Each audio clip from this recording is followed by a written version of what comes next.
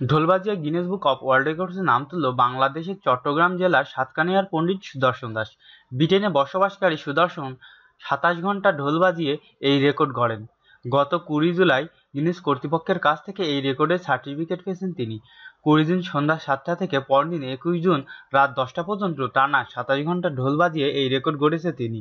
বাজনার video Guinness book of world রেকর্ডসের কর্তৃপক্ষের কাছে পাঠানোর পর সেই রেকর্ডিং ও লগিং ফাইলের খুঁটিনাটি পরীক্ষা করে বিশ্ব রেকর্ডের স্বীকৃতি দিয়েছে গিনেস কর্তৃপক্ষ।